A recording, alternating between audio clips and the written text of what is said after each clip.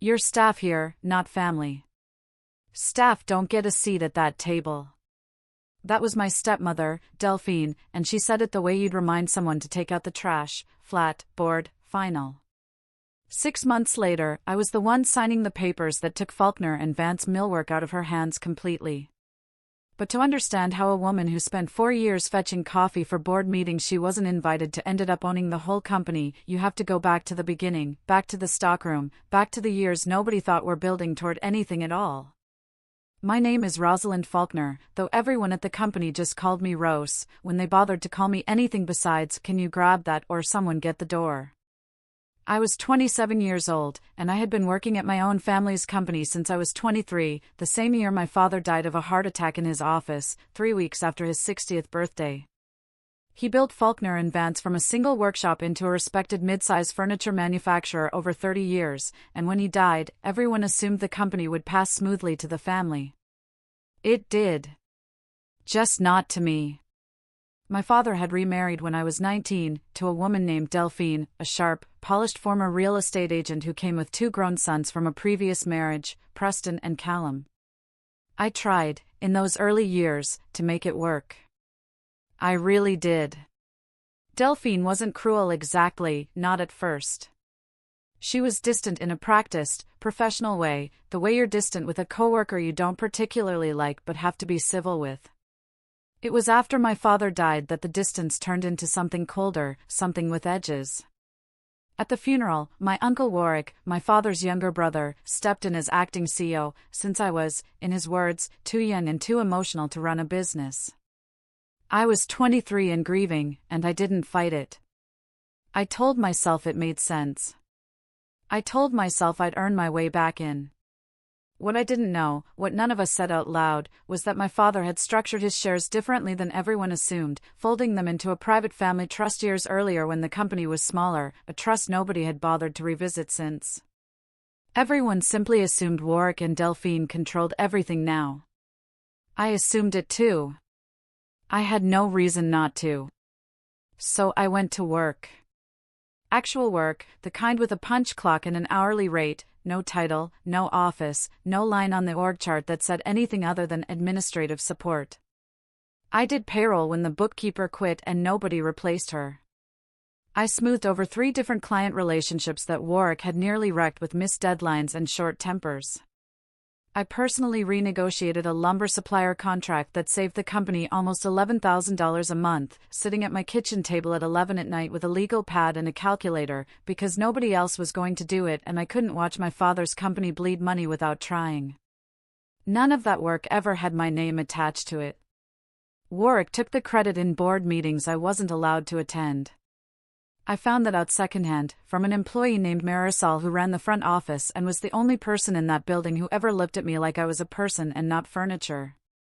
Meanwhile, my cousin Preston, Delphine's older son, was handed the title of Vice President of Operations 18 months after marrying into a company he had 0 manufacturing experience in, along with a company car and an office with his name etched on the glass door. He couldn't read a profit and loss statement if you handed him a translation key. I know because I built the one he eventually used, quietly, anonymously, formatted simply enough that even he could follow it, because if I hadn't, the numbers he presented to the board would have been wrong, and somehow that would have become my failure too.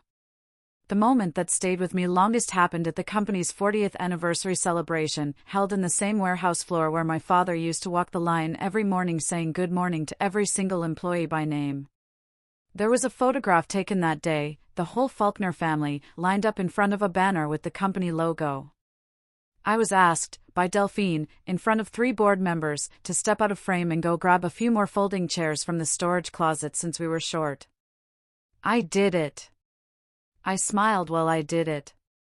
And I stood in the back of that warehouse holding 2 metal chairs, watching the flash go off on a photograph of a family that used my father's name and my father's company and had no room left in the frame for me. I kept telling myself it would change. That's the part nobody warns you about, how long you can wait for a door to open when you were the one who built the hinges. I told myself Warwick would eventually see what I was doing behind the scenes and hand me something real, a title, a seat, anything. I told myself Delphine's coldness was just grief wearing a different face. I told myself a lot of things during those years, standing in that stockroom eating lunch out of a paper bag while the boardroom 2 floors up filled with laughter I wasn't invited to share. The mistake, when it finally came, wasn't mine. It was Warwick's. 18 months before the auction, he pushed the company into an aggressive expansion, a second manufacturing facility 2 states over, financed through a loan he personally guaranteed against company assets without fully understanding the covenants attached to it. I found out about the loan structure by accident, the way I found out about most things that actually mattered, because I was the one who ended up reconciling the accounts nobody else wanted to touch. The new facility underperformed from month 1. Costs ballooned. A key client, the one I had personally saved 2 years earlier, quietly walked when service slipped during the transition, and nobody but me seemed to notice the revenue hole that left behind. By the 9th month, the company was missing loan payments, and the bank had started sending letters that Warwick kept locked in his desk drawer, letters I only knew about because Marisol, terrified and loyal, slipped me copies she'd made on the office printer after hours. Delphine's response to a sinking company was not to look inward. It was to look for an exit. I overheard the plan the way I overheard everything of consequence in that building, by being invisible enough that people forgot I had ears. I was refilling the coffee station outside the small conference room, a task Delphine still assigned me without irony, when I heard her voice through the half-open door, telling Warwick they needed to move fast, quietly, before the bank forced a fire sale. Better to control the sale themselves, she said, find a buyer, walk away with something instead of losing everything to a bank auction later. And when Warwick asked, almost as an afterthought, what about Rose, doesn't she need to know, Delphine's answer came without a pause. She's staff, Warwick. Staff don't get a vote. She'll find out when we tell her, and not a minute before. I stood in that hallway holding a coffee carafe, and something in me went very still and very clear, the way water goes still right before it freezes. I didn't cry. I didn't confront them. I finished refilling the coffee, I went home that night, and I called the one person I trusted enough to ask a question I'd never let myself ask out loud before, my father's old attorney, a careful, gray-haired man named Mr. Osei who had drafted my father's estate documents and hadn't heard from our family in years. I told him what I'd overheard. I asked him, almost as a formality, whether there was anything I should know about my father's shares before this company got sold out from under me without so much as a phone call. There was a long pause on the line, long enough that I thought the call had dropped. Then Mr. Osei said something that changed the shape of everything. Rosalind, he said, are you telling me nobody ever explained the trust to you? He walked me through it slowly, the way you'd walk someone back from a ledge. My father, years before he remarried, before Delphine, before any of it, had placed his controlling shares of Faulkner Vance into an irrevocable family trust naming me as sole beneficiary, with a provision that in the event of any sale, merger, or transfer of company ownership, the beneficiary held a contractual right of first refusal, the legal right to match any offer and take priority over outside buyers. Warwick had been managing the company under an operating agreement, not ownership. He never owned the shares. He had simply been running the business, unchallenged, because nobody, including me, had ever bothered to ask who actually held the paper. I sat in my kitchen that night with the phone still warm against my ear, staring at the same table where I'd stayed up recalculating supplier contracts nobody thanked me for, and I understood for the first time that I hadn't been powerless in that building. I had simply never known I was holding the deed to the house I'd been mopping the floors of for 4 years. I didn't tell them what I knew. That was the first decision I made, and looking back, it was the one that mattered most. Mr. Osei agreed. If Delphine and Warwick believed I had no standing, they would move carelessly, and carelessness leaves fingerprints. So instead of walking into that office and announcing what I'd found, I went back to work the next morning exactly as I always had, refilling coffee, fixing spreadsheets, absorbing small cruelties without so much as a flinch, while underneath the surface I was building something they couldn't see coming. Mr. Osei confirmed the trust documents were airtight, filed and notarized 15 years earlier, untouched by anyone since my father's death because, as he put it gently, nobody had ever thought to check whether the daughter they'd sidelined actually owned the ground beneath their feet. He walked me through what a right of first refusal meant in practical terms. If Warwick and Delphine moved to sell the company, whether privately or through a formal auction, I had the legal right to match the winning bid and take the company myself, ahead of any outside buyer, so long as I invoked that right before the sale was finalized. The only catch was money. I needed to be able to actually match whatever price the company sold for, and Faulkner and Vance, even wounded, even bleeding from Warwick's bad expansion, was still worth several $1,000,000 on paper. I did not have several $1,000,000. What I had was 4 years of watching this business from the inside out, closer than anyone on that board, closer even than Warwick himself, who signed things without reading them and delegated the parts of the job that actually required understanding the company to people like me. I knew exactly which contracts were salvageable, which debts were exaggerated to scare off scrutiny, and which assets, the real estate under the original warehouse especially, were worth double what Warwick's own hurried valuation had claimed. That knowledge, it turned out, was worth more than cash, because it was exactly what an investor would want to hear before writing a check. I thought of Graham Whitfield first, an old friend of my father's, a manufacturing equipment supplier who had done business with Faulkner and Vance for 2 decades and who had personally told me at my father's funeral, holding my hand a beat too long, that if I ever needed anything, truly anything, I should call him. I hadn't called him in 4 years. I was too proud, too determined to prove I could survive inside that building without asking anyone for help. Pride, I'd learned, is a luxury for people who aren't drowning. I called him. Graham listened to the whole story without interrupting once, and when I finished, he asked only one question. He asked if I could put together real numbers, not sentiment, not a grudge, actual financials showing the company was worth saving under different leadership. I spent the next 3 weeks doing exactly that, working late into the night at my kitchen table the same way I always had, except this time the spreadsheet had my name on it and nobody else's. I built a full restructuring plan, which contracts to renegotiate, which underperforming facility to sell off, which clients could be won back with the right outreach, because I already knew, better than anyone in that boardroom, exactly where the bodies were buried and exactly how to dig the company back out. Graham brought in a second investor, a quiet woman named Priya Anand who specialized in distressed manufacturing turnarounds, and between the two of them, alongside a modest inheritance from my mother's side I'd never touched, we assembled enough committed capital to match nearly any sale price the company was likely to fetch. Mr. Osei drew up the paperwork establishing my standing formally and quietly, so that the moment Warwick and Delphine moved to sell, I would be ready to exercise my right without a single day of delay. The whole time, I kept showing up. I kept refilling the coffee. I let Delphine ask me to fetch chairs for another event, and I fetched them without a word. I let Preston hand me his badly formatted quarterly report to fix without credit, and I fixed it, silently, one more time, because every ordinary day I spent invisible was one more day they underestimated exactly how much I understood about the company they were preparing to lose. 3 weeks before the auction date was formally announced to the staff, I sat across from Mr. Osei in his small downtown office, signed the final documents confirming my intent to exercise my right of first refusal, and felt, for the first time in 4 years, something that wasn't grief or humiliation or waiting. It felt, quietly and unmistakably, like the ground shifting back under my own 2 feet. The auction was scheduled for a Thursday morning in the same warehouse where my father's 40th anniversary photograph had been taken, the one I'd been asked to step out of. Warwick had chosen the location himself, thinking it would lend the whole event a sense of legacy, of continuity, a story about the Faulkner family carrying the business forward. I almost laughed when Mr. Osei told me the venue. Of all the rooms in the world they could have picked to lose the company in, they picked the one where they'd already erased me once.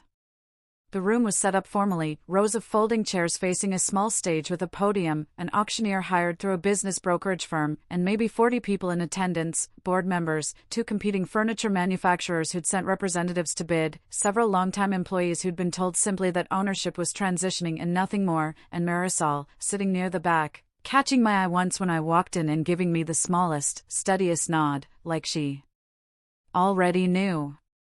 Delphine sat in the front row in a cream-colored blazer, composed and gracious, playing the part of a woman generously easing her late husband's company into capable new hands. Warwick stood near the stage shaking hands, rehearsed and smiling too widely. Preston and Callum sat behind them, checking their phones. Nobody so much as glanced at me when I walked in and took a seat near the back, unremarkable, unannounced, exactly as I'd planned. The bidding opened at $2.8 million, and it climbed steadily between the two outside manufacturers, calm, businesslike, the auctioneer's voice keeping a practiced rhythm. Delphine watched with the tight, satisfied posture of someone counting money in her head. At $3.4 million, one of the outside bidders dropped out, and the room settled into an expectant hush as the remaining company, a regional competitor named Thornberry Industries, pushed the price to $3.6 million. Warwick leaned toward Delphine and whispered something that made her smile. I imagine, now, that he was telling her they'd walk away from this with more than they'd hoped. I stood up. The room didn't notice at first, not until I said, clearly enough to carry to the podium, I'd like to exercise my right of first refusal at $3.6 million, matching the current bid. The auctioneer paused mid-sentence. Heads turned. Delphine's smile didn't drop immediately, it just froze, the way a person's face does when they're still waiting for their brain to catch up with what their eyes are seeing. Warwick actually laughed, a short, disbelieving sound, and said, loud enough for the front rows to hear, Rose, sweetheart, you can't just say things like that.